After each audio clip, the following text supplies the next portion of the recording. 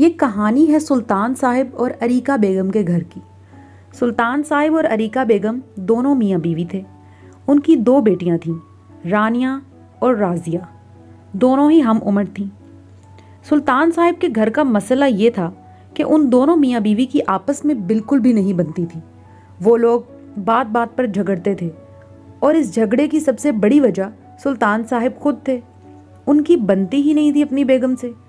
لڑائی اتنی بڑھی کہ نوبت علیحدگی تک آ گئی۔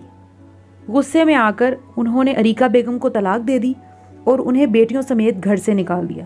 سلطان صاحب کو اپنی اولاد سے بھی بالکل بھی پیار نہیں تھا، اس لیے انہوں نے کسی کو نہیں روکا اور انہیں بے یار و مددگار کر دیا۔ گھر سے نکالے جانے کے بعد ان تینوں نے سوچا کہ اب ان کے پاس کوئی اور ٹھکانہ تو ہے نہیں، اس لیے گاؤں کے سرپنچ کے گھر میں پناہ حاصل کرنی پڑے گی۔ یہ سوچ کر وہ گاؤں کے سرپنچ کے گھر گئے اور ان کی بیگم سے درخواست کی کہ انہیں پناہ چاہیے۔ اس طرح سرپنچ کی بیگم نے انہیں گھر تو رکھ لیا، لیکن اس کی شرائط تھی کہ کھانا، اوڑھنا، پہننا، ہر چیز یہ خود کریں گے۔ سرپنچ کی بیوی سریا بیگم بہت ہی سخت مزاج عورت تھی۔ وہ ذرا بھی کسی پر رحم نہیں کرتی تھی، لیکن اب اریکہ والوں کے پاس کوئی دوسرا ٹھکانہ نہیں تھا۔ سریا بیگم نے اریکہ، رانیہ اور رازیہ تینوں کو ایک الگ پورشن دے دیا، جہاں ایک کمرہ تھا اور ساتھ ہی ایک چھوٹا سا کچن تھا۔ اب وہ تینوں وہیں رہتی تھیں۔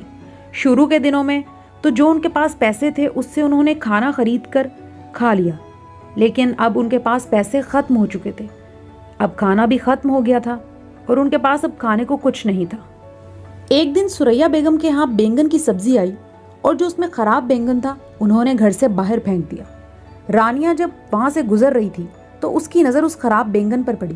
اس نے سوچا کہ فاقوں میں مرنے سے تو بہتر ہے کہ یہ بینگن تھوڑا سا چھیل کاٹ کر بنا لیا جائے، آخر کچھ تو اس کے اندر صحیح ہوگا جو پک جائے گا۔ لیکن جیسے ہی اس نے اسے کچن میں رکھا تو وہ بدل کر بالکل ایک نیا اور تازہ بینگن بن گیا۔ رانیہ بہت حیران ہوئی، اسے لگا کہ یہ کوئی جادو تھا اور وہ ڈر کے مارے وہاں سے چلی گئی۔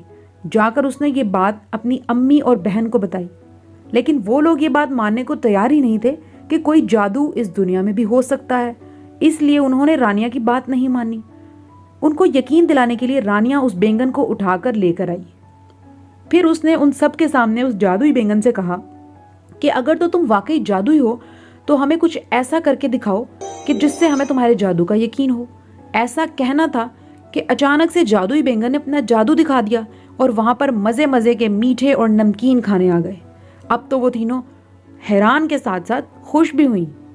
میں جادوئی بینگن ہوں اور تم تینوں کی مدد کرنا چاہتا ہوں۔ میں جانتا ہوں کہ تم لوگ بے یار و مددگار ہو، اس لیے تم لوگ جو حاصل کرنا چاہتے ہو مجھ سے مانگ لو، لیکن یاد رکھنا زندگی میں کبھی بھی لالچ مت کرنا، ورنہ یہ جادو بھی ختم ہو جائے گا اور ساری چیزیں بھی۔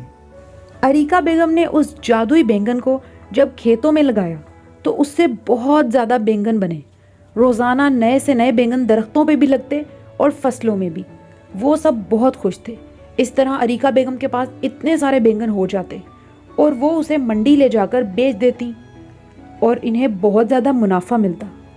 اس طرح اس جادوئی بینگن کی وجہ سے اریکہ بیگم کے حالات بالکل بدل گئے۔ انہوں نے ایک پیارا سا گھر لے لیا۔